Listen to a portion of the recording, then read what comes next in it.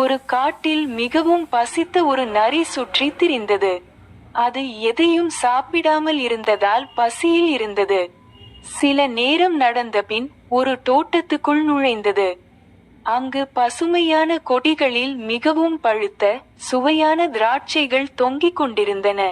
அவற்றை பார்த்தவுடன் நரியின் வாயில் எச்சில் ஊறியது. ஆஹா! இந்த திராட்சையை சாப்பிட்டால் எனக்கு பசி தீரும் என்று எண்ணியது. நரி பாய்ந்து பாய்ந்து அந்த திராட்சையை பிடிக்க முயன்றது. முதலாவது பாய்ச்சலில் அடைய முடியவில்லை. இரண்டாவது பாய்ச்சலும் தோல்வி. மூன்றாவது, நான்காவது முறை முயன்றும் பறிக்க முடியவில்லை. பலமுறை முயற்சி செய்தும் வெற்றி பெற முடியாமல் நரி சோர்ந்து போனது. அப்போது நரி தன்னைத்தானே ஆறுதல் கூறிக் கொண்டது. இந்த திராட்சைகள் மிகவும் புளிப்பாக இருக்கும். அதை சாப்பிட்டால் நல்லதில்லை. சாப்பிடவே வேண்டாம் என்று சொல்லி அங்கிருந்து விலகி சென்றது.